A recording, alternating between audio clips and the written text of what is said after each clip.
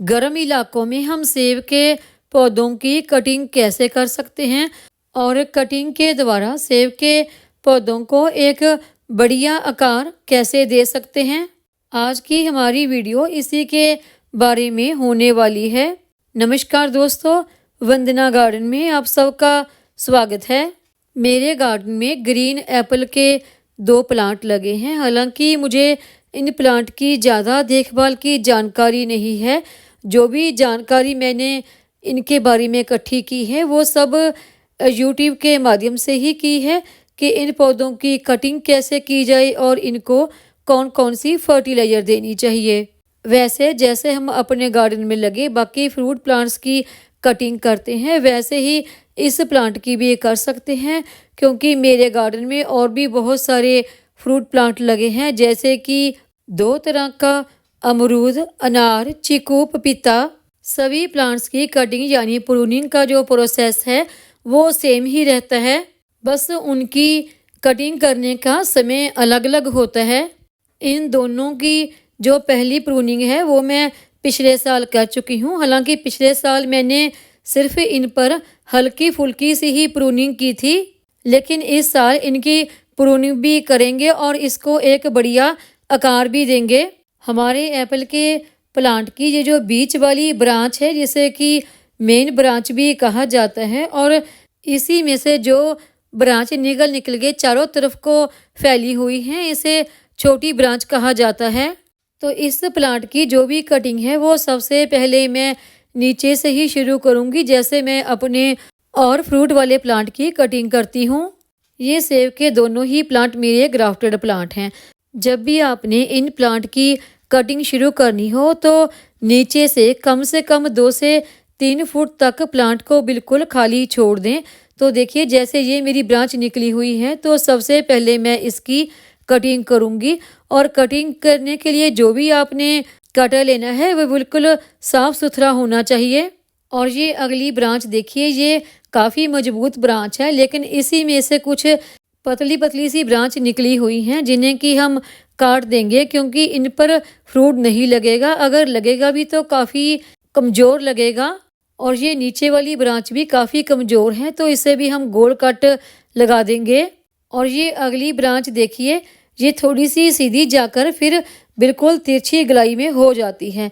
तो इस ब्रांच को हमने यहाँ से ये तिरछी जा रही है वहीं से इसे गलाई में कट लगा देंगे। और ये आगे वाली जो ब्रांच है ये यहाँ तक तो बिल्कुल ठीक जा रही है, लेकिन आगे से काफ़ी पतली होगी, तो इसे हम यहाँ से कट लगा देंगे और अगले साल यहीं से नई ब्रांच निकलना शुरू हो जाएंगी। और ये वाली ब्रांच देखिए जो काफ़ी कमज़ोर है, तो इस पर फल तो नहीं लगेगा, अगर लगेगा भी तो कमज़ोर, तो इसलिए हमने इस ब्रांच को भी यहाँ से काट दिया है।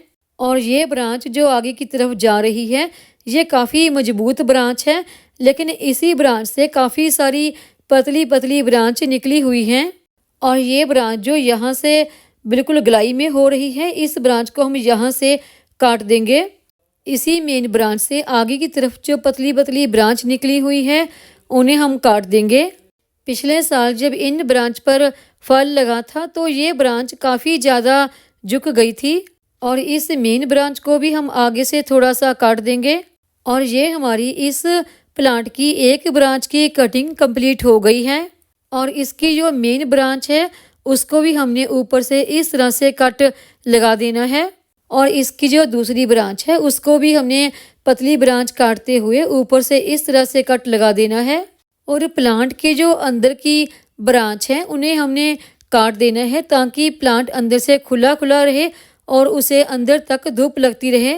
और ये मेरा दूसरा प्लांट देखिए, इसकी जो मेन ब्रांच है अंदर वाली उसे तो मैं पहले ही काट चुकी हूँ, क्योंकि इस ब्रांच को डाई बैग की प्रॉब्लम हो गई थी।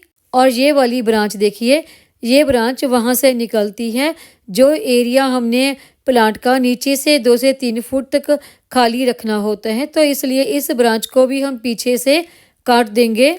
और इस प्लांट का ये जो ग्राफ्टेड एरिया है उसे हमने 2 से 3 फुट तक नीचे से कम्प्लीटली खाली कर लिया है। और इस प्लांट की ये जो ब्रांच है ये काफ़ी मजबूत ब्रांच है, और इसके आगे से देखिए कितनी सारी पतली पतली सी कमज़ोर सी ब्रांच निकल आई हैं। तो इन सारी कमज़ोर ब्रांच को हमने इस तरह से गलाई में काट देना है। और ये जो आगे से 2 ब्रांच जा रही हैं, इनमें से जो ब्रांच कमज़ोर है उसे हमने काट दिया, और जो ब्रांच थोड़ा सा स्ट्रॉन्ग है तो उस ब्रांच को हम आगे से हल्का सा कट लगा देंगे। और ये इस स्ट्रॉन्ग ब्रांच में से 3 ब्रांच निकल कर अंदर की तरफ आ रही हैं। इन तीनों ही ब्रांच को हमें काटना पड़ेगा, क्योंकि जब ये ब्रांच बढ़ जाएंगी तो परेशानी देंगी, अंदर प्लांट को धूप नहीं लगेगी और प्लांट की ग्रोथ अच्छी नहीं होगी। तो इसलिए इन तीनों ही ब्रांच को हमने काट दिया है। और ये अगली स्ट्रॉन्ग ब्रांच में से आगे की तरफ काफ़ी पतली पतली सी ब्रांच निकल आई हैं। इन ब्रांच को हम नीचे से 1 से 1.5 इंच तक छोड़ते हुए काट देंगे। और इन दोनों ही ब्रांच में से ये जो कमज़ोर ब्रांच है इसे हम काट देंगे। और ये जो ब्रांच है यहाँ से आगे जाके जो थोड़ा सा कमज़ोर हो रही है, वहाँ से हमने इसे भी एक गोलाई में कट लगा देना है। और प्लांट के अंदर की तरफ आ रही इन ब्रांच को भी हमने काट देना है। ऐसी कोई भी ब्रांच मैं नहीं रखती हूँ जो अंदर की तरफ को आ रही हो। और जो ब्रांच बिल्कुल सीधी जा रही हो उन ब्रांच को भी हमने काट देना है, क्योंकि वो वाटर शूट होती हैं, उसमें फ्लावरिंग और फ्रूटिंग कम होती है। अगर आपको वाटर शूट ब्रांच की पहचान नहीं है तो देखिए ऐसे करें, अपनी प्लांट की ब्रांच को पकड़िए, इस तरह से सीधा कीजिए, और इस ब्रांच में से अगर यहाँ से कोई ब्रांच निकलकर ऊपर की तरफ जा रही हो यानी अंदर की तरफ सीधी, तो वो ब्रांच वाटर शूट ब्रांच होती है। तो मेरे इन दोनों ही प्लांट में कोई भी वाटर शूट ब्रांच नहीं है, मैंने उनको काट दिया है। तो आपको अपने फ्रूट वाले प्लांट की कटिंग करते समय इन्हीं कुछ बातों का ध्यान रखना है कि एक तो अंदर की तरफ जो भी ब्रांच है उनको काट दें, ताकि हमारे प्लांट को सीधी धूप लगती रहे और हवा लगती रहे, जिससे हमारा प्लांट खूब हेल्दी रहे, हरा भरा रहे। और दूसरा, जो हमारे प्लांट की कमज़ोर ब्रांच हैं उनको भी काट दें। जितनी ज़्यादा आप अपने फ्रूट वाले प्लांट की कटिंग करती हैं उतनी ज़्यादा ही नई नई ब्रांच निकल कर आती हैं और उतनी ही ज़्यादा अच्छी फ्लावरिंग और फ्रूटिंग होती है। जब भी आप अपने प्लांट की कटिंग यानी प्रूनिंग करते हैं तो उसके बाद किसी ना किसी फंगीसाइड का स्प्रे ज़रूर करें। अगर आप फंगीसाइड का स्प्रे नहीं करते तो हमारे पौधों में कैंकर फैलने का डर रहता है। तो देखिए, मैंने इस दफ़ा अपने पौधों पर फंगीसाइड का स्प्रे नहीं किया, बल्कि फंगीसाइड को एक पेस्ट की तरह बनाकर जिस जिस ब्रांच की मैंने कटिंग की है वहाँ पर एक गाढ़ा सा लेप की तरह लगा दिया है। तो ये इस वजह से किया है क्योंकि इन दिनों हमारे यहाँ कोहरा बहुत ज़्यादा गिर रहा है, तो इसलिए मैंने स्प्रे करना ठीक नहीं समझा। अगर आप स्प्रे नहीं करना चाहते तो इस तरह से फंगीसाइड का अपनी ब्रांच की कटिंग पर इस्तेमाल कर सकते हैं। और जब भी आपने अपने प्लांट की प्रूनिंग करनी है तो उसमें जल्दबाजी ना करें। जब हमारे प्लांट पर पूरी तरह से डोरमेंसी आ जाए उसके बाद ही कटिंग करें। अगर गर्म इलाकों में सेब के प्लांट पर डोरमेंसी नहीं आ रही है तो डोरमेंसी कैसे लाएं, उसके लिए मैं पहले वीडियो भी शेयर कर चुकी हूँ।